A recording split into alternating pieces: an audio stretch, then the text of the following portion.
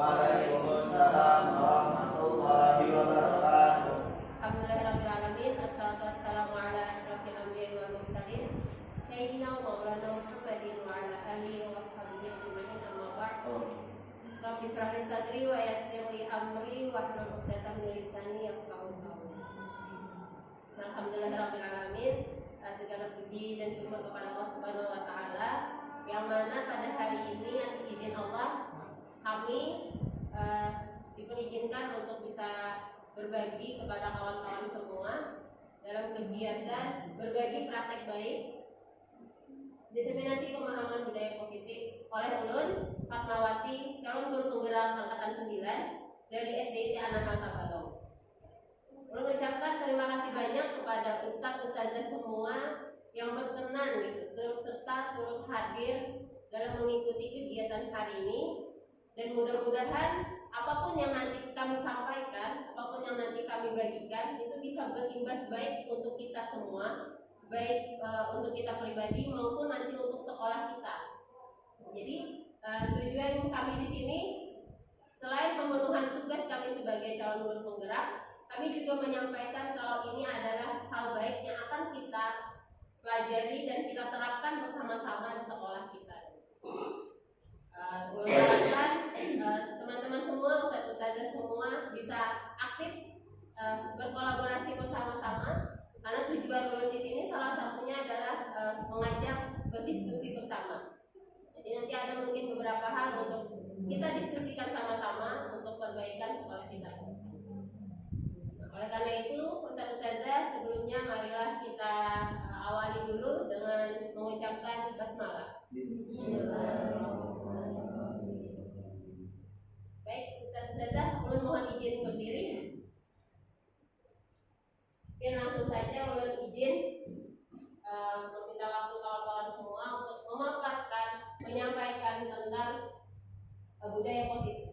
Ulun memulai apa yang kira-kira terpikir atau terlintas di pikiran kawan-kawan semua ketika mendengar kalimat atau mendengar kata budaya positif. Ada yang bisa berbagi, ada yang mau berbagi. Ketika pertama kali mendengar budaya positif, apa sih yang terlintas di pikiran kawan-kawan semua? Pembiasaan yang baik, ya, apa lagi kira-kira? Ada hal lain yang terlintas mungkin? Gak apa-apa, sudah sebutkan aja. Gak ada ujian benar salah, jadi kita tidak mencari benar dan salah. Kita ingin sama-sama mengupas aja apa sih itu tentang budaya positif. Mungkin apa yang terlintas ada teman-teman? Tadi ada pembiasaan baik. Mungkin ada hal lain? Oke. Secara garis besar ya, kayaknya budaya positif itu lebih kepada tindakan atau pembiasaan baik yang akan kita lakukan. Benar saja, itu benar sekali. Karena budaya itu kan pembiasaan positif, berarti hal-hal yang baik.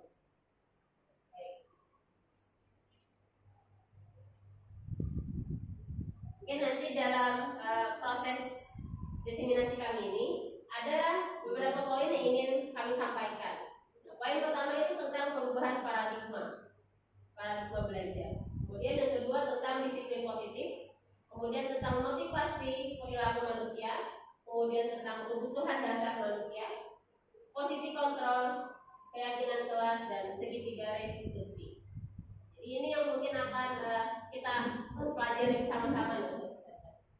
Baik, sebelum mulai masuk ke materi, speaking dulu. Jadi dulu lagi. Ya, tepuk beat one.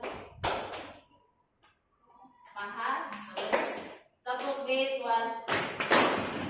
Lagi sekali lagi, tepuk beat one, tepuk beat two, ini dua kali, tepuk beat two. Kalau misalnya ini ritmenya sama biasanya kan, ada yang cepat ada yang lambat, tapi kalau misalnya kompak bunyinya sama. Tepuk beat one, sekali aja, tepuk beat one, tepuk beat two. Terima kasih saudara semua. Tepuk tangan untuk kalian semua. Izin mulai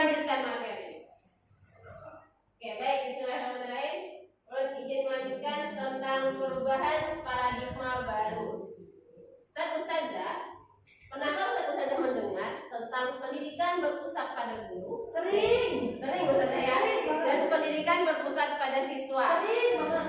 Kira-kira dua hal ini apa perbedaannya? Mungkin ada yang mau berpendapat, silakan Ustazah. Bapak Ustazah. Gak penasaran, gak masalah. Silakan. Poin pertama itu lebih berpusat pada guru itu, gurunya lebih banyak menjelaskan gitu, sampai awal akhir gitu. Tapi kalau yang poin kedua itu siswanya yang lebih aktif. Jadi siswa yang supaya mencari tahu apa menjadi hari ini apa segala macam, dan nanti menentukan bersama-sama. Makanya itu mungkin. Bagus itu jawabannya, benar. Ada lagi nggak yang kira-kira mau berpendapat tentang kedua hal ini? Apa yang disebut dengan Ustazah Maya tadi? Ya, pendidikan berpusat pada guru, kata beliau tadi, lebih banyak gurunya yang action ya. Sedangkan berpusat pada siswa itu siswanya yang berperan, lebih aktif dan sebagainya. Kira-kira kalau kita refleksi lagi, kalau kita evaluasi lagi, pembelajaran kita selama ini kira-kira lebih dominan ke bagian mana ya? Guru yang satu. Poin satu, guru. Ya, masih mungkin dengan kurikulum berbeda atau apa gitu ya. Lebih sering di poin satu masih. Benar sekali, setuju dengan Ustazah tadi bahwa pendidikan yang berpusat pada guru itu seringkali guru itu hanya berniat untuk mentransfer ilmunya aja gitu. Maksudnya entah siswa itu paham atau tidak, I don't care mungkin ya, maksudnya tidak terlalu didalami lagi. Yang penting apa materi yang ingin disampaikan itu semuanya tersampaikan. Padahal kita nggak tahu apakah anak itu seluruhnya paham apa tidak, ya kan Ustazah. Bahkan metodenya pun biasanya kalau berpusat pada guru itu metode paling handal itu apa? Ceramah. Ya, metode ceramah. Gurunya dari awal ke akhir, kata Ustazah Maya tadi, guru aja ngomong gitu, guru aja bicara. Jadi semuanya anak-anak pun kalau nya terlalu bergerak kan sedikit ada pergerakan tuh langsung dapat teguran, ya kan? Fokus nih, lihat Ustazah nih. Ayo teman-teman perhatikan, karena Ustazah sedang berbicara. Pendidikan berpusat pada guru. Benar tadi juga, pendidikan yang berpusat pada siswa, di mana siswanya yang aktif. Inilah teman-teman yang mungkin sekarang coba kita terapkan dalam proses pendidikan kita ya. Bahwa sekarang kita mengubah paradigma itu, mengubah pengetahuan kita tentang biasanya cuma guru yang aktif. Itu yang dirubah untuk supaya apa? Agar pendidikan atau pembelajaran itu siswanya yang aktif. Jadi siswanya sekarang dari awal hingga akhir mereka yang aktif. Dan gurunya ngapain? Kalau misalnya pendidikan itu berpusat pada siswa, guru akan lebih mudah. Karena guru hanya berperan membantu siswa saja, bukan lagi harus ngomong dari awal hingga akhir, mengeluarkan energi banyak untuk meminta perhatian siswa dan sebagainya. Ini paradigmanya teman-teman yang harus kita pahami bersama. Karena apa? Karena tujuan pendidikan itu menurut Ki Hajar Dewantara ya, menuntun segala kodrat yang ada pada anak-anak agar mereka dapat mencapai keselamatan dan kebahagiaan yang setinggi-tingginya, baik sebagai manusia maupun sebagai anggota masyarakat. Jadi teman-teman, ini adalah pendidikan kita. Kita sebagai guru harus paham betul pasti sebenarnya tujuan pendidikan kita. Menurut Ki Hajar Dewantara, pendidikan itu menuntun kodrat anak. Apa itu kodrat anak? Setiap anak berbeda-beda. Kita mungkin mengetahui si A dan si B pasti berbeda. Entah kecepatan dia memahami sesuatu atau mungkin cara dia bersikap dan sebagainya, itu pasti berbeda. Karena Allah memang menciptakan kita satu sama lain itu berbeda-beda, walaupun kembar pun pasti berbeda. Jadi tujuan pendidikan, tujuan adanya pendidikan sekolah itu menuntun kodrat anak. Jadi anak itu teman-teman punya dua kodrat ya. Pertama kodrat alam dan yang kedua kodrat zaman. Kodrat alamnya itu adalah segala sesuatu yang berhubungan dengan dirinya, lingkungannya, sosiokulturalnya. Jadi dia itu bisa dibilang dia dari lingkungan keluarga yang seperti apa, itu akan menjadi karakter dalam dirinya. Kemudian ada kodrat zaman. Sebagaimana kita ketahui, zaman pasti akan berubah. Jadi bagaimana caranya kita sebagai guru menuntun kodrat alami dari anak itu ke hal yang baik, dan kemudian menuntun kodrat sesuai dengan perubahan zaman, di mana anak itu pun akan mengikuti perkembangan zaman. Jadi itu adalah tugas kita sebagai pendidik.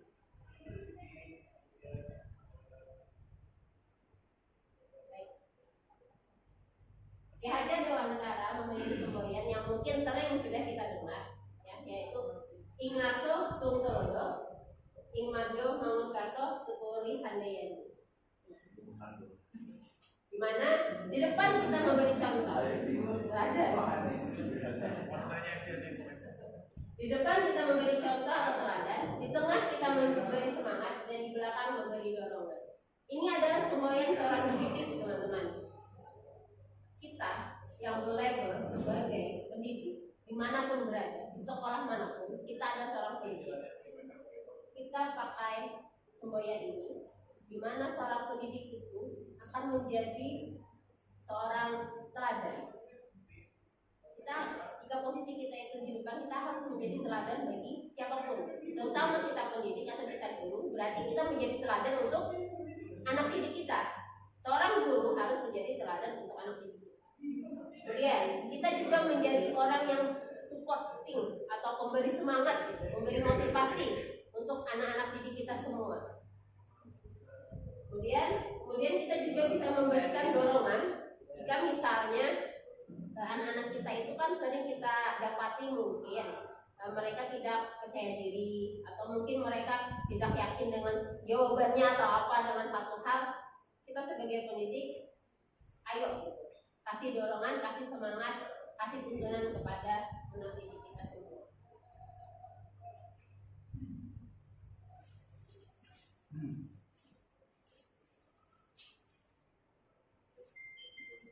Seperti yang katakan tadi ya teman-teman ya, bahwa kita sebagai seorang pendidik itu harus menjadi contoh atau teladan yang baik bagi anak didik kita sesuai dengan filosofi Ki Hajar Dewantara, yaitu pendidikan bertujuan untuk menuntun segala kodrat yang ada pada anak mengikuti kodrat alam dan kodrat zamannya.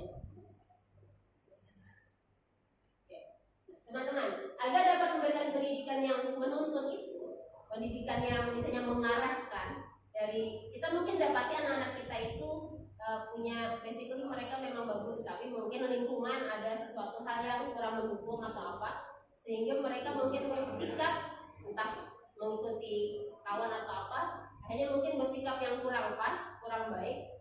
Kita sebagai guru membantu mereka menuntun.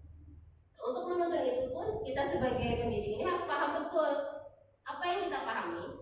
Yang harus kita pahami itu ada dimensi yang terdapat pada profil pelajar Pancasila.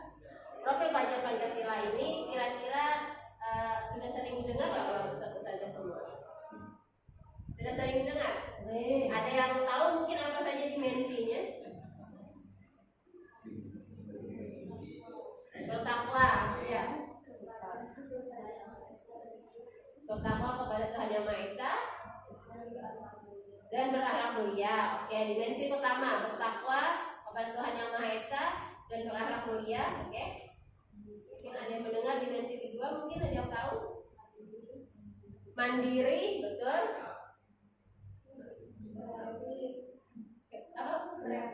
Kreatif, berkebinekaan global, gotong royong, benar, demokratis, coba dulu sebutkan aja dulu, kita cek. Apa lagi kira-kira, ada lagi nggak Ustaz? Apa lagi?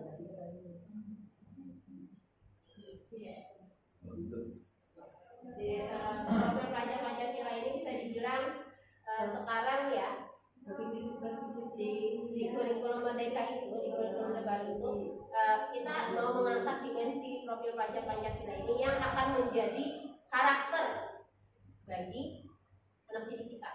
Karena anak didik kita sekarang itu akan menjadi pemimpin kelak di masa depan. lakukan, dan kita menjadi bagian yang ikut serta menumbuhkan karakter mereka.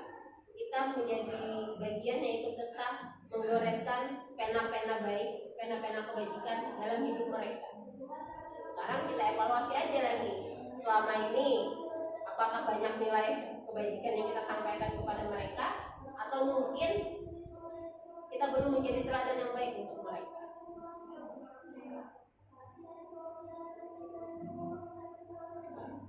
Teman-teman, ada 6 dimensi profil pelajar Pancasila. Ya benar. Yang pertama, beriman, bertakwa kepada Tuhan Yang Maha Esa dan berakhlak mulia. Nah ini sesuai dengan visi sekolah kita ya teman-teman ya, yaitu agamis, dimana jelas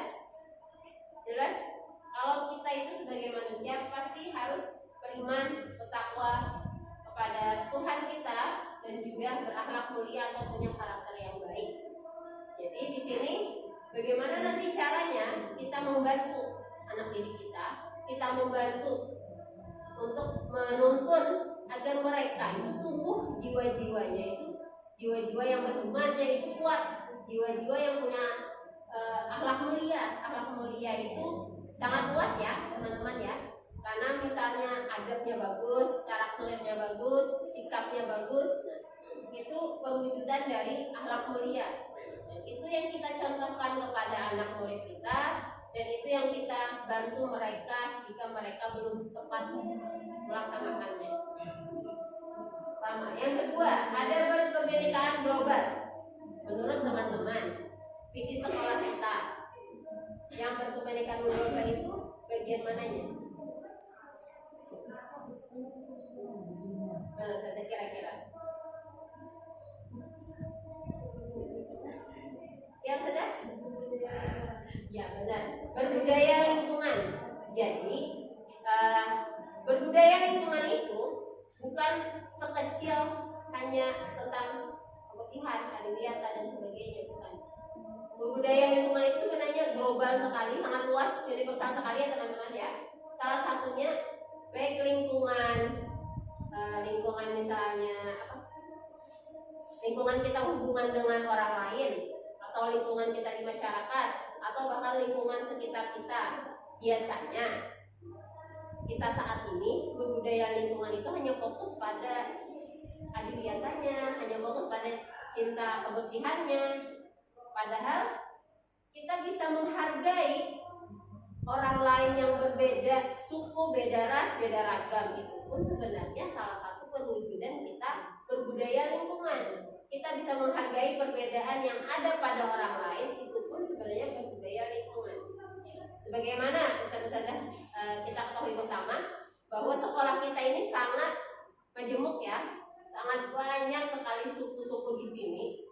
Itu salah satunya bagaimana kita mengembangkan kepada anak didik kita untuk bisa saling menghargai satu sama lain terhadap perbedaan suku tersebut, perbedaan bahasa, logat dan sebagainya, agar tidak ada lagi yang misalnya mungkin ada perundungan tentang logat kah, atau misalnya ejek-ejekan tentang bahasa yang mungkin lucu bagi yang lain, tapi pada itu memang logat gitu loh. Jadi kita membantu anak didik kita agar hal tersebut tidak terjadi. Jadi kita arahkan bagaimana caranya kita bisa mencintai lingkungan secara luas. Yang ketiga, gotong royong.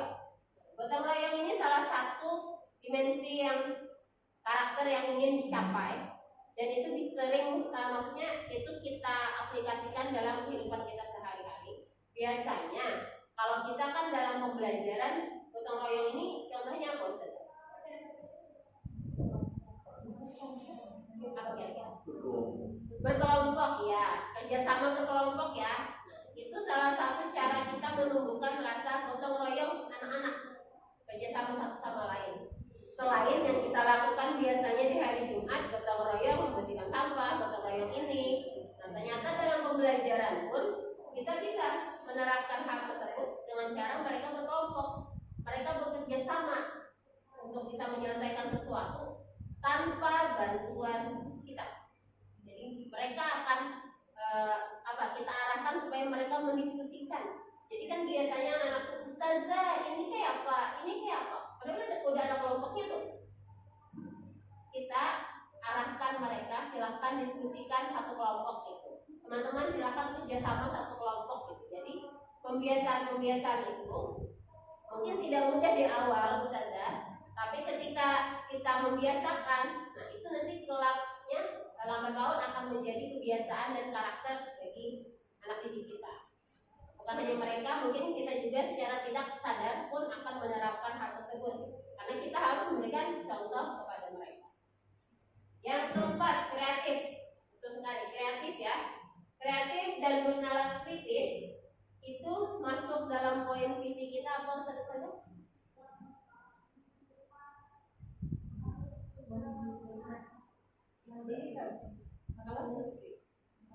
Visi kita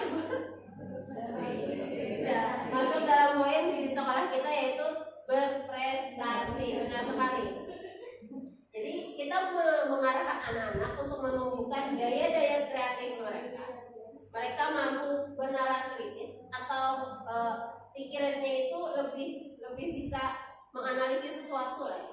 Jadi bisa kita arahkan untuk mereka lebih berpikir lagi ke depannya untuk bisa menyelesaikan suatu hal. Nah, yang selanjutnya itu ada mandiri. Nah, itu udah jelas ya. Kita harapkan anak-anak itu mampu melakukan sesuatu sendiri tanpa paksaan orang lain dan mampu bertanggung jawab terhadap semua keputusan.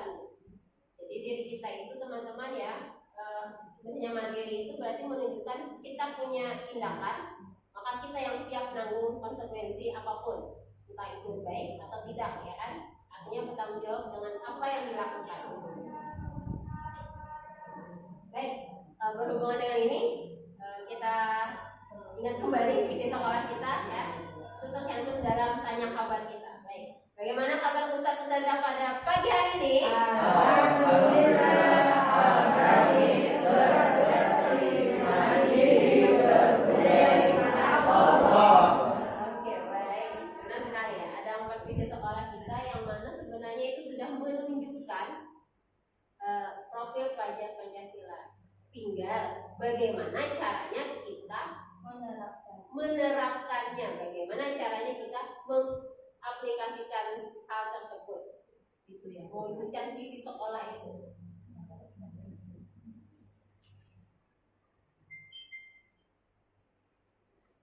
Jadi teman-teman, visi itu kan bisa dibilang cita-cita besar. Nah, sebagaimana kita ketahui kan kita udah ngikut sekolah nih, ada visi sekolah nih yang harus kita ikutin. Dan untuk mencapai tujuan pendidikan tersebut, seorang guru harus memiliki nilai dan peran yang penting untuk menuntun tumbuh kembang murid melalui pengajaran yang berpusat pada siswa.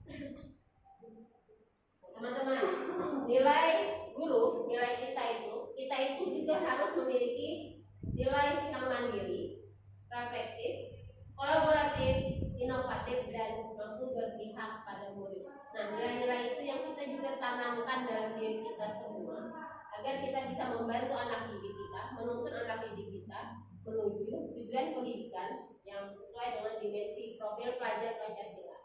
Kemudian guru juga bisa berperan sebagai pemimpin pembelajaran. Kita menjadi pemimpin pembelajaran, tapi bukan berarti kita harus menerapkan paradigma yang di awal tadi, guru sebagai pusat. Tapi kadang kita menjadi pemimpin pembelajaran, kita menerapkan bagaimana caranya kita mengaktifkan siswa dari awal hingga akhirnya. Kemudian kita juga mewujudkan kepemimpinan murid. Di sini guru berperan agar kiranya siswa atau murid itu mampu berani menjadi pemimpin di kelasnya dalam setiap kegiatan atau setiap pembelajaran. Kemudian guru juga berperan untuk menjalin kolaborasi. Nah, jadi teman-teman, kolaborasi ini sangat penting ya, satu sama lain. Jadi misalnya kita pun interaksi satu sama satu dengan yang satunya lagi, itu harus ada namanya kolaborasi agar apa? Agar tercapai tujuan yang diinginkan. Jadi sudah ya teman-teman ya. Nah, sekarang kita masuk ke budaya positifnya. Jadi tadi dalam punya pasti misi. Kita pasti punya misi untuk mencapai visi kita. Kemudian misi itu ada mungkin nanti di dalamnya namanya kegiatan-kegiatan yang akan menjadi pembiasaan-pembiasaan yang akan menjadi pembiasaan-pembiasaan yang akan kita terapkan kepada anak-anak. Benar seperti jawaban Tuhan yang tadi, bahwa pembiasaan-pembiasaan yang positif itu akan menjadi budaya positif dan akan menjadi karakter bagi anak didik. Budaya positif ini, teman-teman, akan menimbulkan rasa aman dan nyaman dalam proses pembelajaran. Ketika anak itu sudah merasa aman, ketika anak itu sudah merasa nyaman, insya Allah ilmu akan mudah mereka pahami.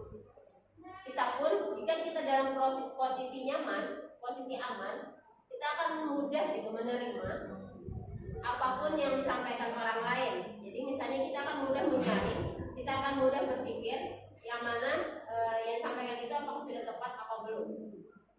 Jadi begitu sangat penting sekali ya rasa aman dan nyaman yang kita terapkan di pembelajaran kita. Dengan rasa aman dan nyaman tersebut, murid akan menjadi lebih mandiri dan bertanggung jawab untuk mencapai tujuannya, yaitu menjadi manusia yang manusia merdeka. Itu artinya kawan-kawan, mereka tadi mampu bertanggung jawab terhadap apapun yang mereka lakukan. Mereka bisa mengambil keputusan sendiri. Nanti mereka juga bisa bertanggung jawab terhadap keputusan tersebut.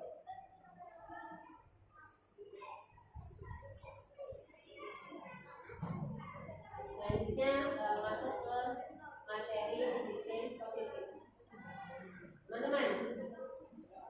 Jadi tadi udah kita belajar tentang paradigmanya ya. Ada perubahan di mana kita sebagai pendidik berubah yang dulunya berpusat pada guru, kedepannya kita tanamkan bagaimana pendidikan itu berpusatnya pada siswa. Kemudian kita juga menerapkan namanya disiplin positif. Apa itu disiplin positif?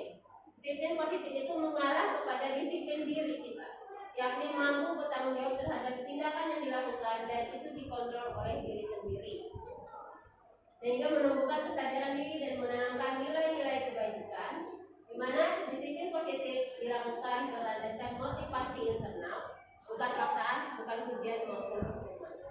Jadi teman-teman, setiap keputusan itu kita yang punya kontrol, kita yang punya kuasa. Ketika teman-teman misalnya memegang sesuatu hal yang sangat teman-teman jaga, dan ada orang lain yang menginginkan hal itu, keputusan ada di dia. Keputusan ada di diri kita sendiri. Apakah memberikan hal itu kepada yang meminta, apa tetap mempertahankannya? Jadi mungkin selama ini kita itu berpikir dengan kita memberikan penghargaan kepada anak, kita memberikan hukuman kepada anak, atau misalnya konsekuensi kepada anak, mungkin kita selama ini tanpa sadar berpikir kita sudah mengontrol mereka, kita sudah mengontrol sikap dan tindakan mereka. Padahal sebenarnya itu tidak bisa, kita tidak bisa mengontrol orang lain. Jadi mereka bertindak mungkin mengikuti hukuman yang kita lakukan. Kalau misalnya mengikuti sesuatu nih, bila tidak melaksanakan akan dapat hukuman, terus anaknya melaksanakan. Kita sebagai guru itu posisinya mengontrol mereka. Padahal sebenarnya mereka lah yang punya tanggung jawab mengikuti apa kata kita apa tidak. Nah, jadi teman-teman ya, anak kita itu, maksudnya selama ini mungkin kita berpikir kita mengontrol anak-anak ya. Jadi mereka melakukan apa yang kita harapkan, dengan mungkin salah satunya ada hukuman, ada pujian, mungkin ada penghargaan yang kita kita umpan kembalikan ke anak tersebut, sehingga mereka melakukan apa hal yang kita minta tersebut. Padahal sebenarnya anak itulah yang punya kuasa, entah dia melakukan apa tidak, dirinya sendiri. itu yang punya kontrol untuk mengikuti apa tidak. Sekarang itu sangat berpengaruh dengan motivasinya melakukan. Jadi teman-teman, ada teori motivasi. Ada 3 ya. Yang pertama, orang akan melakukan sesuatu mungkin jika dia dalam keadaan tidak nyaman atau menghindari ketidaknyamanan. Dia misalnya anak nih melakukan sesuatu karena dia takut dihukum. Kalau dia tidak mengerjakan nanti dihukum ustazah. Akhirnya dia melakukannya. Itu bisa berakibat jika ustazahnya tidak ada, mereka tidak akan melakukan hal baik tersebut. Mereka akan melanggar. Dia hanya melakukan sesuatu karena takut dihukum sama ustazahnya atau sama gurunya. Itu motivasinya internal. Eksternal, maaf. Yang kedua, dia juga termotivasi nih. Jika mendapatkan penghargaan atau dapat bintang, dia semakin semangat belajarnya.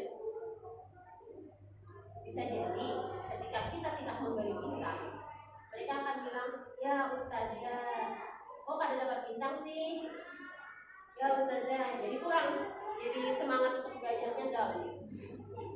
Bisa jadi juga jika guru yang lain yang tidak pernah memberi bintang, sedang satu guru yang suka memberi penghargaan, misalnya ya bintang atau lain sebagainya, sedangkan guru yang lain tidak pernah memberikan hal itu, cara anak belajar berbeda.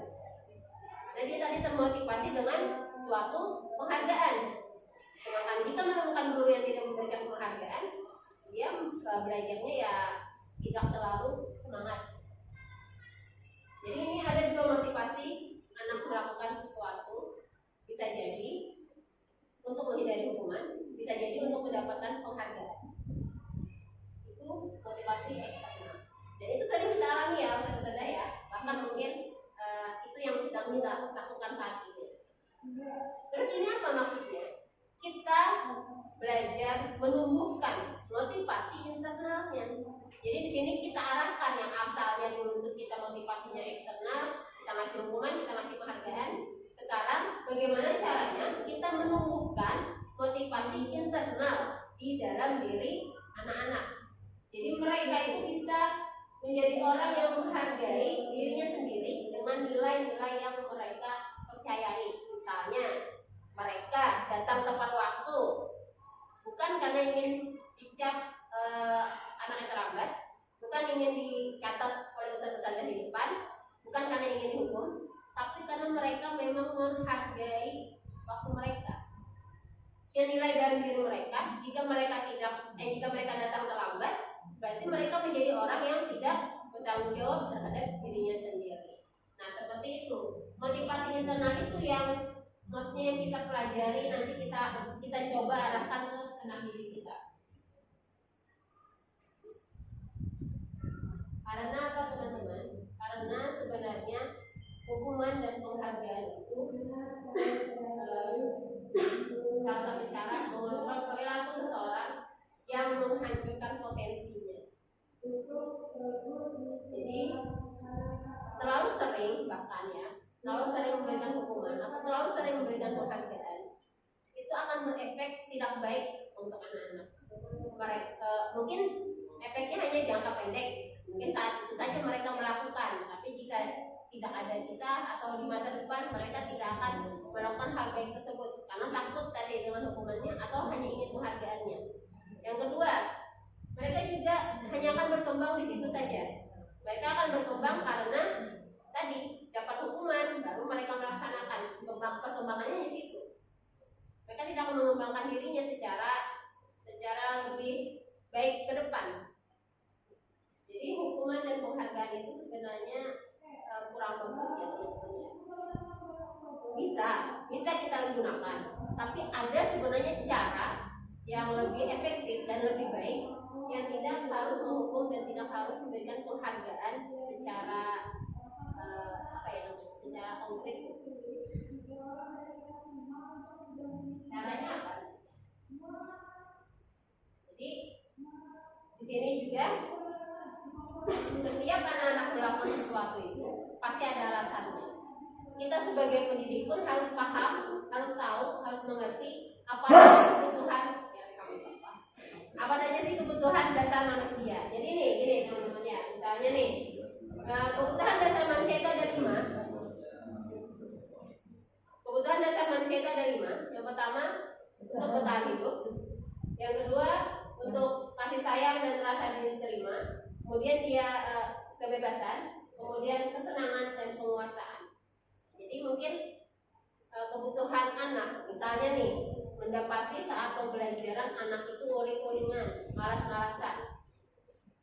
Dia melakukan hal itu pasti ada motivasinya, pasti ada hal tujuannya. Kenapa tuh anak jadi malas-malasan misalnya? Ketika kita tanya ke anak, mungkin bisa jadi dia akan mengatakan bosan ustazah. Bisa jadi anak akan mengatakan capek ustazah, di kelas terus. Itu yang alami ya ustazah ya. Maksudnya anak-anak untuk ustazah ayo kita belajar di luar gitu. Capek ustazah di kelas terus gitu. Terus sudah dapat juga ada anak yang misalnya teman-teman kita tetap di kelas ya. Ketika mengatakan itu mereka kayak ya gitu loh. Jadi tetap merasa tetap belajar, tapi belajarnya kayak kurang semangat. Itu teman-teman kebutuhan dasarnya adalah pertama dia ingin bebas sebenarnya. Anak itu punya jiwa bebas gitu loh. Jadi dia pengen kebebasannya itu terpenuhi. Jadi belajar di luar dan sebagainya. Dan juga ada kebutuhan dasarnya kesenangan. Dia pengen rasa senangnya terpenuhi. Nah, jadi teman-teman kita pun harus belajar belajar melihat kebutuhan dasar anak didik kita. Jadi kalau bisa misalnya anak tidak mampu menguasai suatu materi punya kita, berarti di bagian kebutuhan dasar penguasaannya masih belum maksimal. Nah, bagaimana caranya kita membantunya? Seperti itu. Religion menampilkan video tentang posisi kontrol. Jadi tadi kan sampaikan bahwa kita itu bisa menyelesaikan suatu persoalan anak tanpa harus menghukum atau tanpa harus memberikan penghargaan. Nah, kita akan coba amati bersama tentang video ini.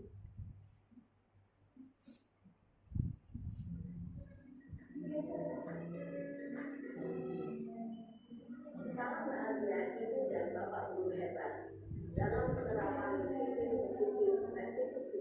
Salah satu program yang dikembangkan adalah 5 posisi kontrol. 5 posisi kontrol dalam restitusi adalah proses perjalanan seorang pendidik agar dapat mengenali dirinya.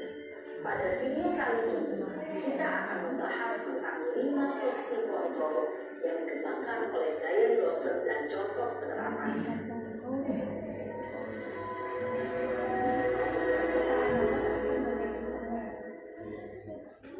5 posisi kontrol itu adalah 1. Posisi penghukum, 2. Posisi pembuat rasa bersama, 3. Posisi teman, 4.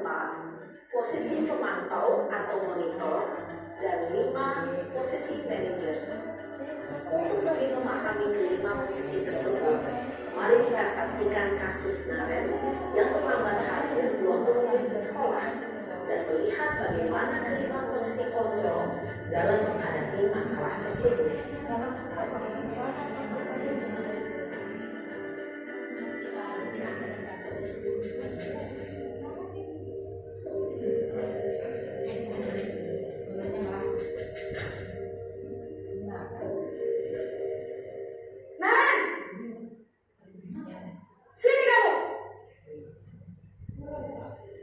Selamat pagi, Bu. Selalu terlambat. Kamu deh, pasti terlambat. Saya Apa coba? Alasan kamu apa lagi? Kapan sih kamu tidak terlambat? Malas sekali ya kamu jadi anak. saya Dasar pemalas. Gak kapok-kapok sih kamu. Sudah berapa kali terlambat? Yang kayak gitu. Sana, kamu keliling lapangan basket 2 kali. kenapa saya harus keliling lapangan basket, Bu? Kenapa? Kamu melawan ibu. Berani-beraninya jawab. Guru menang Sudah terlambat, masih berani jawab pula. Sekarang keliling lapangan basket 5 kali sekalian. Biar kapok. Cepat. Pergi sana kalau pernah nasihat. Nggak sadar kalau dia juga salah gitu. Posisi penghukum biasanya berbicara dengan nada tinggi, menghardik, menunjuk-nunjuk, menyakiti, dan menyindir. Hukuman bisa berupa fisik maupun psikis. Ibu dan bapak guru hebat. Dampak yang terjadi pada murid ketika guru berada pada posisi penghukum adalah murid cenderung akan memberontak, bahkan menyimpan dendam.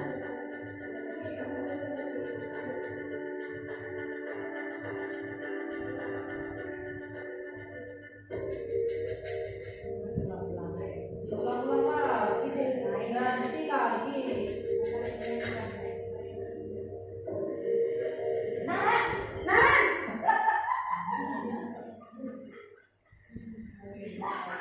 Selamat pagi Bu. Naren. Kamu kenapa terlambat lagi, nak? Ya Tuhan, Naren. Kamu senang ya bikin ibu susah ya? Kalau kamu terlambat lagi, nanti ibu yang ditegur bapak kepala sekolah, nak. Disangka ibu tidak bisa membina kamu.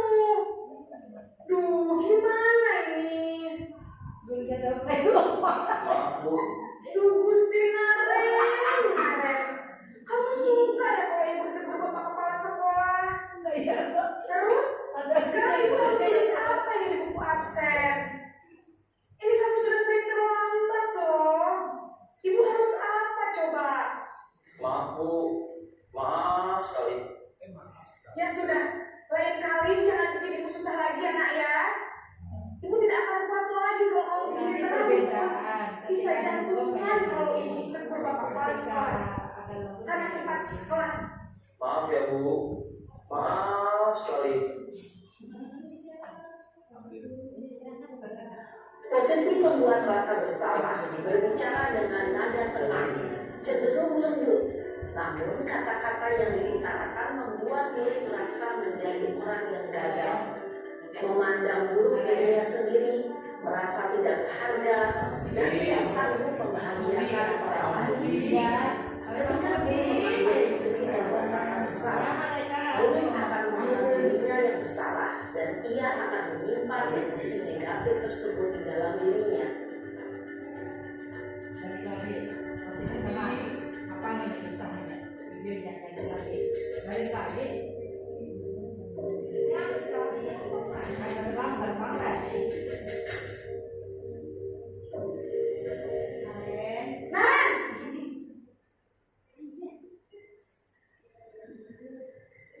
Selamat pagi Bu. wah sudah jam berapa ini nak? Terlambat lagi ya sayang. Iya Bu. Habis ibu saya lupa bangunkan saya Bu. Kamu malah menyalahkan ibu kamu. Kamu bukan anak yang paling kencang. Kok terlambat sih? Iya Bu. Saya memang terlambat bangun tadi. Jadi biarpun saya lari kencang, tetap gak kejar Bu. Ya sudah sana. Nanti lain kali larinya lebih kencang lagi ya. Biar gak terlambat lagi. Bikin seneng ibu demi ibu. Bisa kan? Bisa lah Bu. Ya sudah sana masuk kelas. Ibu beresin urusan absen kamu. Kamu ini ada-ada saja. Kamu sombong apa Nana? Kok ibunya bisa Dalam posisi teman, guru berbicara dengan nada suara ramah, akrab, cenderung bersenda gurau untuk menjaga suasana tetap santai. Murid akan merasa senang, aman, dan akrab dengan guru. Identitas yang tercipta adalah identitas sukses atau berhasil. Namun, perlu diingat, karena ini masih dorongan eksternal, maka ada faktor ketergantungan dari murid kepada orang tertentu. Di sini guru absennya, sehingga di lain waktu murid bisa berperilaku baik, namun hanya kepada orang-orang tertentu saja.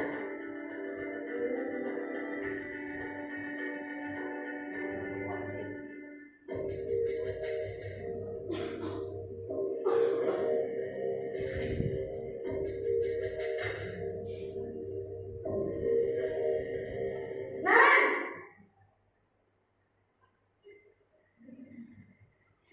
Selamat pagi Bu. Naren, apa peraturan peraturan sekolah kita tentang jam berapa kita harus masuk sekolah, nak? Kita harus di sekolah jam 7, Bu.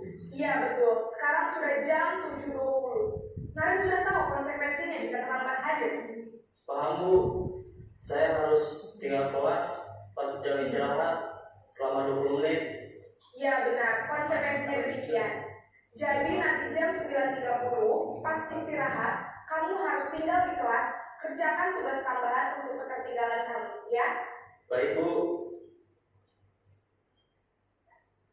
Posisi pemantau mengandalkan penghitungan atau data untuk mengontrol murid. Guru mengarahkan murid berdasarkan peraturan dan konsekuensi. Seorang pemantau menunjukkan bahasa tubuh dan ekspresi wajah yang datar dan cenderung formal.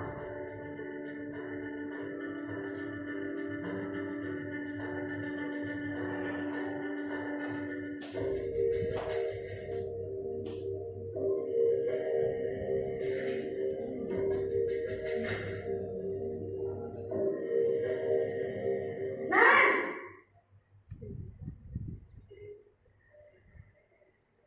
Selamat pagi, Bu. Selamat pagi, Naren. Maaf, Bu. Saya terlambat. Iya, sekolah masuknya jam 7, sekarang sudah jam 7.20. Jadi sekarang bagaimana ini, Naren? Maaf, Bu. Saya lupa setel alarm saya semalam. Baiklah, menurut kamu, keyakinan sekolah yang mana yang perlu kamu tingkatkan? Menghargai diri sendiri dan orang lain mungkin, ya, Bu. Setuju. Jadi, apakah Naren meyakini prinsip saling menghormati tersebut? Iya, Bu. Saya meyakininya. Apakah Naren bersedia memperbaiki masalah keterlambatan ini? Bersedia, Bu. Bagaimana kamu akan perbaiki masalah keterlambatan ini? Saya akan coba untuk tidak lupa menyetel alarm saya, Bu. Baik, kalau Naren lupa menyetel alarm di rumah, ada orang yang kira-kira bisa bantu mengingatkan tidak? Ada, Bu. Kata saya, Kak Emma. Ada lagi selain Kak Emma? Selain Kak Emma, ada ibu saya. Baik, jadi yang mengingatkan Naren adalah Kak Emma dan ibu kamu, ya? Kira-kira akan mulai start alarm kapan nih, Naren? Setelah pulang sekolah, akan segera saya lakukan. Baik, jadi Naren akan setel alarm untuk bangun besok pagi dan akan diingatkan oleh kakak dan ibunda Naren, ya? Ada lagi yang mungkin perlu dilakukan, Naren? Agar tidak terlambat bangun lagi. Tidak ada, Bu. Baik, Naren. Terima kasih untuk kerjasama kamu. Sekarang kamu perlu kembali ke kelas untuk belajar. Baik, Bu. Terima kasih. Posisi manajer adalah posisi kontrol yang disarankan untuk membimbing murid memiliki sikap disiplin yang positif, yaitu murid yang mandiri, bertanggung jawab, dan dapat memecahkan masalah. Tujuan dari posisi ini adalah agar murid dapat berefleksi atas tindakannya. Guru akan dengan tulus memberikan pertanyaan-pertanyaan bermakna, sehingga membuat murid dapat belajar dari kesalahannya dan mencari sebuah solusi untuk menyelesaikannya. Ibu dan bapak guru hebat, setelah mengamati adegan kelima posisi kontrol tadi, kira-kira posisi mana yang paling ideal? Posisi mana yang dapat menunjang motivasi intrinsik murid? Ya, tentu posisi manajer. Posisi ini memang posisi ideal yang ingin dituju setiap pendidik. Pada posisi inilah, guru dapat menerapkan disiplin positif yang berpihak pada murid, yang memerdekakan murid. Perjalanan seorang pendidik tentunya tidak mudah untuk sampai pada posisi seorang manajer. Namun, tujuan kita pasti, yaitu menciptakan murid-murid yang mandiri, merdeka, dan bertanggung jawab. Semoga penggambaran 5 posisi kontrol yang telah diperlihatkan ini dapat menjadi ajang refleksi bagi kita semua, agar dapat terus mengasah dan menerapkan disiplin positif yang memerdekakan murid. Mari terus berlatih dan bersemangat. Selamat menerapkan. Salam dan bahagia Ibu dan Bapak Guru hebat. Ustazah, tadi kita sudah nyimak video. Mungkin seru. 5 posisi kontrol. Nah, mungkin dari Ustazah yang tadi menyimak 5 posisi kontrol tersebut mungkin bisa bantu sharing apa yang bisa pian ambil intisari dari kelima posisi tersebut. Silahkan Ustazah mungkin.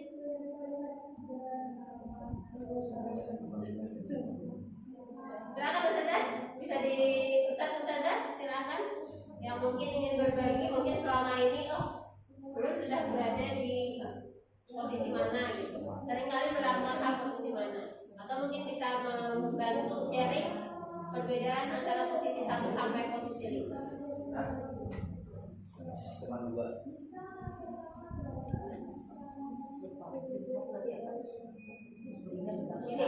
Jadi pertama tadi adalah posisi penghukum ya. Ya. Bagaimana apa insight yang Bu Hendrian dapat ketika nonton video tentang teori kontrol tadi, tentang posisi penghukum? Mungkin ada yang mau berbagi satu-satu aja tentang teori penghukum dulu, apa yang Bu Hendrian dapatkan atau Bu Hendrian pahami tentang teori tersebut? Saja Maya, silakan. Kalau penghukum tadi Ustazah itu lebih ke apa ya, berikan hukuman kepada murid tanpa tahu alasannya apa segala macam, pokoknya dihukum aja biar dia jelas. Itu yang penghukum. Ya. Ada lagi sudah? Oke. Ada yang pendapat dengan Ustazah Maya atau pendapat lain? Sedikit ada pendapat dengan Ustazah Maya menanggapi. Oke, tambahan silakan sudah. Memang benar tadi di poin pertama itu guru tidak mau mendengarkan apa alasan si siswa tersebut kenapa menjadi terlambat. Padahal dengan hukuman belum tentu siswa akan berubah menjadi baik, karena dia akan melakukan sesuatu itu karena terpaksa karena hukuman tersebut. Itu untuk poin yang pertama. Nah, ketika ditampilkan dengan video poin kedua, yang tadi poin kedua tadi guru itu lebih dengan posisi bukan marah-marah gitu, dengan bentuk ditanya baik-baik gitu, dan di situ sebenarnya sehingga sudah ada niat untuk berubah gitu, tapi dengan niat itu tidak cukup hanya dari si guru tersebut gitu. Makanya ada tadi poin ketiga, keempat, dan yang terakhir kelima, yang akhirnya saya singkat aja yang kelima, yang akhirnya si guru memastikan dengan manajemen anak tersebut gitu. Ketika apa yang akan dilakukan gitu. Ketika sudah bilang ini, ketika lupa menyalakan alarmnya atau pengingat dia, siapa yang akan mengingatkan saat itu? Gak cukup satu orang gitu yang mengingatkan. Baik ya. Terima kasih Ustazah Maya dan Ustazah Miftah yang sudah berbagi tanggapannya. Ya, benar sekali ya kata Bu Hendrian tadi bahwa ketika kita mengambil posisi sebagai teori kontrol penghukum, di situ kita hanya ingin langsung mengeksekusi apa yang dilakukan anak. Begini, kita tidak mau mendengarkan alasan anak. Kita hanya melihat kesalahan yang dia lakukan dan langsung mengeksekusi hal tersebut, langsung memberikan dia hukuman, baik itu hukuman fisik maupun hukuman non fisik atau berupa lisan. Hal tersebut teman-teman akan membuat dimensinya anak-anak akan merasa kalau mereka akan gagal, mereka tidak berhasil, atau mereka menjadi pribadi yang selalu disalah-salahkan nih gitu. Karena padahal mereka punya alasan ya di balik hal tersebut. Tapi karena saat itu kita berada di posisi penghukum, kita tidak mendengarkan alasan tersebut, kita hanya langsung memberikan hukuman kepada anak didik kita. Itu posisi yang pertama. Yang kedua mungkin posisi pembuat bersalah. Ada pendapat lagi teman-teman? Oke, yang kedua. Jadi tadi ada 5 video. 5 video itu tentang posisi ya, posisi yang sering kita gunakan ketika kita menghadapi persoalan anak. Bisa jadi selama ini kita itu sebenarnya di posisi penghukum. Anak salah kita, salah langsung ya istighfar, langsung tulis istighfar gitu. Padahal dia mungkin melakukan kesalahan ada alasannya, tapi kita nggak pernah menanyakan alasan. Ya mungkin kita sudah terbawa emosi kah, atau kita sudah capek kah ketika anak bikin kesalahan, tegur, ya. Anaknya berulang kali anaknya sudah berulang kali melakukan kesalahan yang sama, ya kita hukum aja gitu ya sudah. Alasannya yang sama juga. Dengan alasan yang sama. Akhirnya kita mengambil keputusan sebagai posisi penghukum. Nah, berarti sebagaimana motivasi sebelumnya, Ustaz bilang tadi gini, anak melakukan suatu kesalahan yang sama dengan alasan yang sama, akhirnya ya udah kita hukum aja anak tersebut. Nah, berarti kira-kira motivasi apa sebenarnya yang ada pada anak tersebut? Dia melakukan hal itu lagi. Motivasinya belum motivasi dari dirinya, masih belum sadar sebenarnya dia itu kalau dia itu salah, karena dia belum mendapatkan motivasi dalam dirinya. Jadi ketika dia melakukan sesuatu yang mungkin hanya menghindari hukuman, akhirnya mungkin kita tidak melihat secara jelas atau apa, dia mengulangi kesalahan itu lagi, mengulangi kesalahan yang sama lagi, karena memang belum mendapat motivasi dari dalam dirinya. Kemudian tadi yang kedua, posisi kita sebagai guru membuat merasa bersalah. Benar kata Ustaz Miftah tadi, video yang kedua ngomongnya baik, gurunya udah lembut, tapi seakan-akan bikin anak kayak ulun aja nih yang salah gitu, ulun yang salah berataan gitu. Jadi kayak seakan-akan kita tuh malah mendirikan down. Ya, membuat anak itu lebih down sebenarnya. Karena kita seakan-akan bilang gini, nah kalau kalian melakukan hal itu nanti ustazah dimarahin kepala sekolah, nanti ustazah ini tegur, itu anak jadi merasa aku bikin salah ini jadi bikin ustazah terbebani gitu. Mereka akan merasa semakin salah terus itu, jadi makin down tadi kata ustazah. Benar. Kita evaluasi itu dalam diri kita, apakah kita pernah berada di posisi tersebut. Kemudian posisi sebagai teman. Mungkin ada pengalaman, ustazah semua mungkin pernah berada di posisi ini. Atau mungkin ya kalau ulun pribadi sih mungkin lebih sering di posisi ini malah. Ya, mungkin teman-teman yang lain pun mungkin ada yang berada di posisi ini, dimana kita itu saking dekatnya sama anak, kita menjadi kayak sama anak itu teman. Jadi jika dia melakukan kesalahan pun kita menasehatinya hanya sebagai teman. Bahkan dia mungkin merasa antara sadar atau tidak sadar tuh kalau dia salah, karena memang dia hanya menganggap kita ustazahnya kan apa gitu, ustazahnya aman ustazahnya nyaman gitu. Tapi dari posisi teman itu juga ada positifnya, ada dampak positifnya. Nah, dampak positifnya itu ketika si siswa itu melakukan kesalahan, nggak usah terlalu sisain, kita bilangnya aja secara pelan, mereka masih berubah. Tapi yaitu tadi sesi negatifnya, dia berubahnya itu belum dari kesadaran diri sendiri. Ada positif, ada negatifnya di bagian dari sebagai teman. Benar, Ustazah, setuju. Jadi posisi teman itu memang bisa dibilang posisi yang sering kita terapkan. Nah, itu memang ada sisi positif dan negatifnya. Saya setuju dengan Ustazah Miftah. Ketika kita sebagai teman, posisi positifnya kita memang akan lebih dekat dengan anak, lebih mudah kasih tahunya dan sebagainya. Tapi sisi negatifnya, dia hanya akan mematuhi guru yang tadi dianggap teman. Sedangkan guru-guru yang lain kemungkinan besar tidak dianggap dipatuhi dengan, tidak dihormati dengan baik lagi. Kemudian mungkin bisa jadi tadi karena memang negatifnya tidak akan menumbuhkan secara kesadaran dirinya sendiri, karena masih dikasih tahu aja dulu sama ustazahnya saking dekatnya gitu ya. Nah mungkin itu yang sering kita terapkan ustazah tanpa sadar. Jadi mungkin nanti kedepannya itu bisa kita gunakan, tapi kalau bisa kita akan mengarahkan ke posisi yang manajer. Jadi yang terakhir ini adalah posisi paling ideal. Nah kalau untuk posisi pemantau, itu posisi di mana kita memberikan konsekuensi kepada anak jika dia melakukan sesuatu yang salah, tidak tepat. Nah, konsekuensi itu berbeda dengan hukuman. Kalau hukuman itu kadang diberikan malah menyakiti fisik anak, mungkin hukuman itu bisa diberikan secara refleks. Jadi tiba-tiba aja ustazahnya melihat dia melakukan kesalahan langsung dikasih hukuman. Hukuman itu tidak pernah ada kesepakatan di kelas. Hukuman itu tidak pernah mungkin tercantum sebelumnya, tidak pernah diinfokan sebelumnya. Tiba-tiba lari lapangan.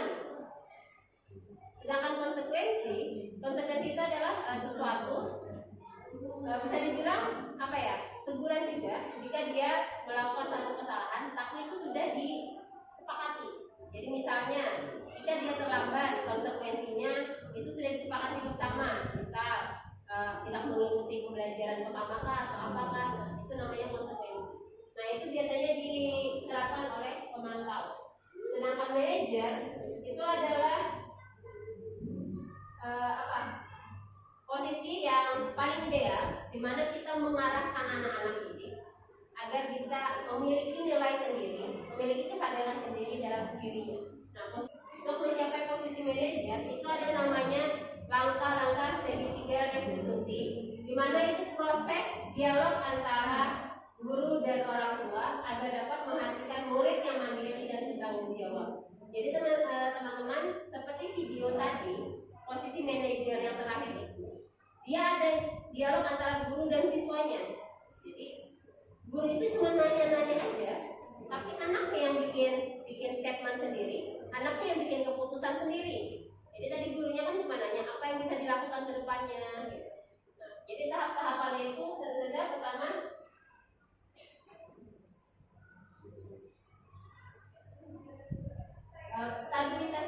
menstabilkan identitas. Stabil identitas itu ketika anak berbuat salah, kita tidak langsung yang salah, tapi kita menanyai dulu, benarkah tadi yang melakukan seperti ini? Kalau dia bilang ya ustazah benar, terus kita menstabilkan identitas itu kita kayak ya nak, setiap orang pasti bisa bikin salah loh gitu. Tapi menurut dia itu bagus tidak? Jadi kita ada dialog seperti itu ustazah. Jadi tidak langsung menjudge, tapi ajak anaknya supaya nyaman dulu sama kita. Nah, baru nanti kita di validasi tindakan itu langkahnya kita menanyakan alasan dia melakukan sesuatu. Jadi bisa dibilang biasanya bisa digunakan oleh guru BK, tapi karena kita sebagai guru, sebagai pendidik, kita semua adalah guru BK bagi anak-anak kita, ya harus bisa membantu menyelesaikan persoalannya. Jadi salah satunya menstabilkan identitas yang pertama, kita ajak dialog dia supaya dekat sama kita netralisir ketakutannya dengan mengatakan mungkin apa yang dilakukan itu sebenarnya apa ya, biasa lah dilakukan. Mungkin ustazah juga pernah bikin kesalahan seperti itu dulu gitu. Sekarang menurut teman-teman, kira-kira itu bagus tidak? Kita tanya ke anak-anak. Kemudian validasi tindakannya, minta alasan si anak kenapa jadi sampai berbuat hal tersebut. Kayak tadi si Darren tadi ya, dia kan diajak ngobrol tuh oleh gurunya yang video terakhir, kemudian dikasih tanya juga alasannya, dan yang terakhir menanyakan keyakinan. Menanyakan keyakinan itu bisa dibilang kita menanyakan kepada anak, kira-kira dengan dia melakukan hal itu, nilai apa yang sudah dia langgar. Misalnya jika kita terlambat, maka yang dia langgar adalah nilai kedisiplinan, tidak bertanggung jawab. Itu kita arahkan anak sendiri yang menyadari hal tersebut. Jadi untuk segitiga restitusi ini, dialognya mungkin tidak bisa sebentar ustazah. Jadi kita memang harus menyediakan waktu untuk kita memperhatikan anak yang sedang butuh perhatian kita. Kemudian kita ajak dialog, kita ajak ngobrol sampai dia menemukan nilai keyakinan yang bisa dia terapkan, terus apa yang bisa dia lakukan untuk memperbaiki kesalahan yang dia buat. Jadi mungkin tugas kita sebagai guru, karena untuk menuntun dia menjadi lebih baik, maka kita coba satu persatu kita lihat, kemudian anak-anak kita yang mungkin melakukan kesalahan kita coba dekati, kita coba ajak ngobrol, kita sediakan waktu kita untuk bisa membersamai dia, memperbaiki apa yang sudah terjadi atau sesuatu yang kita mulai tersebut, sehingga nanti akan menumbuhkan namanya keyakinan kelas ya teman-teman ya, yaitu nilai-nilai kebajikan yang sudah disepakati secara universal, secara sirat dan surat, yang terlepas dari tata belakang suku, negara, bahasa maupun agama, yang menekankan pada keyakinan seseorang akan lebih memotivasi seseorang itu dari dalam, dan tergerak dan bersemangat untuk menjalankan keyakinannya, dan juga bukan hanya mengikuti serangkaian peraturan tanpa makna. Jadi keyakinan tersebut ada banyak sekali, ya, disiplin, bertanggung jawab, mandiri, menghormati, apa lagi kira-kira Ustaz? Ada keyakinan yang bisa kita tumbuhkan di diri kita atau di anak-anak kita?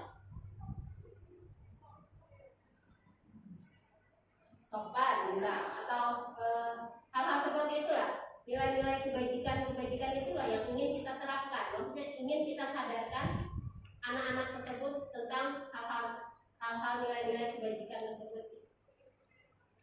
Dan ini keyakinan kelas. Jadi teman-teman mungkin nanti ini sudah berjalan 1 semester, mungkin hampir beberapa bulan. Nah, keyakinan kelas itu bisa diterapkan, bisa mungkin di awal-awal sekolah, atau bisa juga diterapkan di awal-awal teman-teman masuk kelas. Jadi masuk kelas pembelajaran itu misalnya minggu ini, teman-teman kita bikin kesepakatan kelas dulu, kita bikin keyakinan kelas dulu. Jadi misalnya kami akan menghormati orang lain, itu keyakinan kelas. Kalau menurut ulun, kayak kita teman-teman setiap pagi yang kita bilang adalah guru-guru yang terbaik, siswa-siswi kami adalah siswa-siswi yang terbaik, dan sekolah kami adalah sekolah yang terbaik. Nah itu sebenarnya keyakinan besar-besarnya. Jadi itu keyakinan sekolah kita. Karena itu tuh kita tumbuhkan, hanya kita menyadari bahwa kita adalah orang atau guru terbaik kalau kita punya siswa-siswi yang terbaik dan sekolah-sekolah kita yang terbaik. Nah itu yang mau masuk kita nanti tanamkan ke anak-anak. Mereka buat sendiri keyakinan kelas mereka. Mereka misalnya, teman-teman silakan Tuhan Pian, menurut Tuhan Pian, keyakinan kelas apa yang mau kita tumbuhkan? Kesepakatan kelas apa yang mau kita tumbuhkan? Jadi anak-anak menuliskan misalnya bertanggung jawab, gitu. Misalnya mau menghormati teman-teman yang lain, saling menyayangi. Itu diajak anak yang berperan. Jadi bukan kita yang membuat peraturan kelas itu, nggak usah sadar. Jadi kita kan biasanya kita tuh udah nyiapkan kesepakatan kelas apa, peraturan kelas apa. Nah, jadi di keyakinan kelas ini kita ngajak anaknya yang berpartisipasi mengusulkan bagaimana kesepakatan kelas itu dibuat, bagaimana keyakinan kelas itu dibuat. Oke, bisa saja sampai situ dulu. Mungkin ada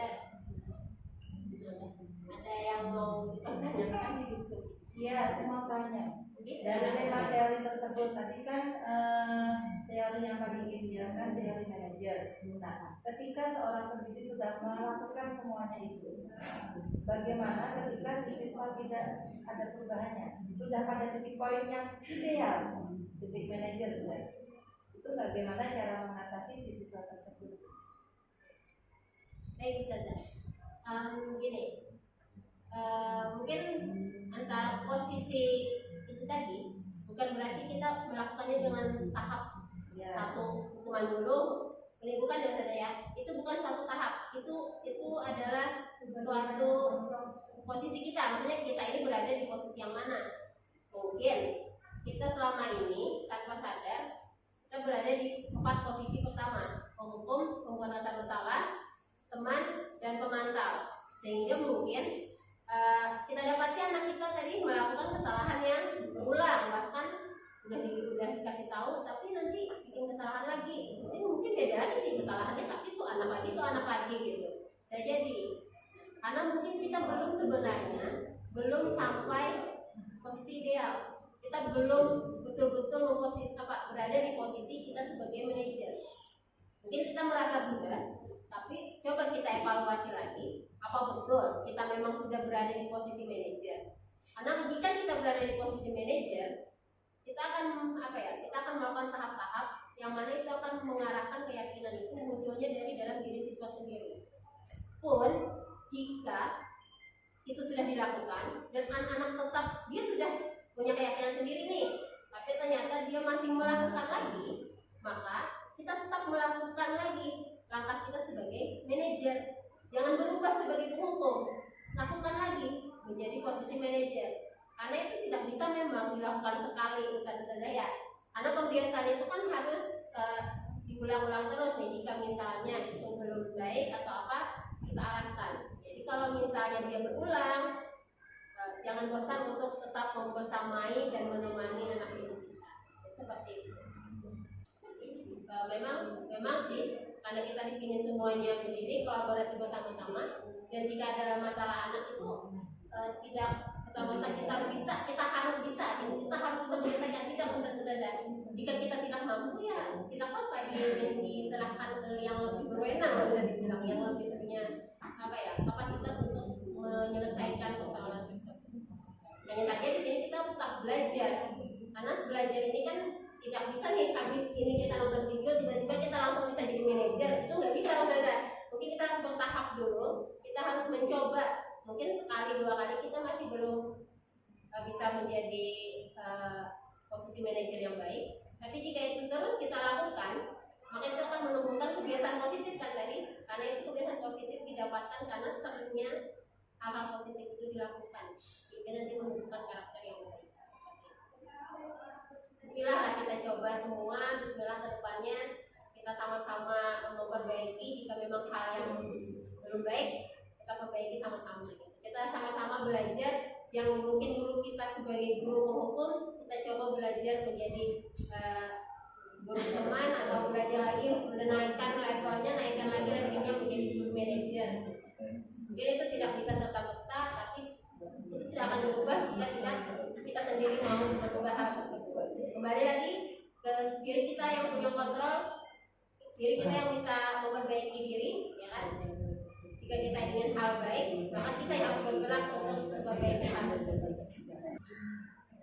Baik, Ustaz-Ustazah, jika tidak ada hal lainnya, mungkin Nurul pribadi mengucapkan banyak-banyak terima kasih untuk perhatian-perhatian, untuk kolaborasi perhatian. Mohon maaf banget jika banyak hal yang kurang berkenan atau mungkin ada penyampaian yang kurang tepat, itu murni dari Nurul sendiri. Dan mudah-mudahan kedepannya nanti bisa dievaluasi bersama-sama.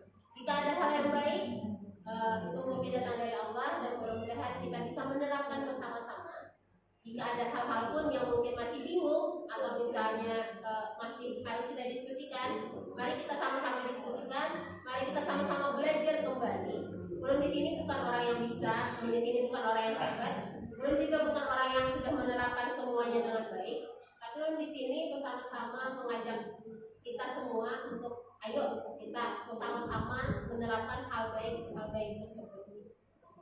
Terima kasih banyak teman-teman untuk waktunya. Mohon maaf jika terlalu lama. Mengakhiri dengan Wassalamualaikum warahmatullahi wabarakatuh. Waalaikumsalam warahmatullahi wabarakatuh.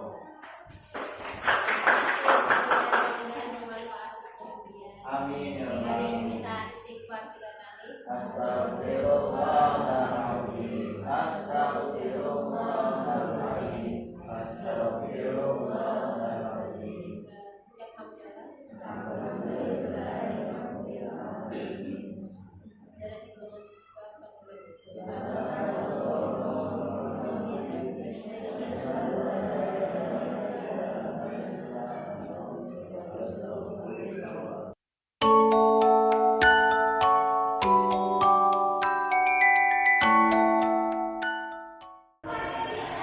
Assalamualaikum warahmatullahi wabarakatuh.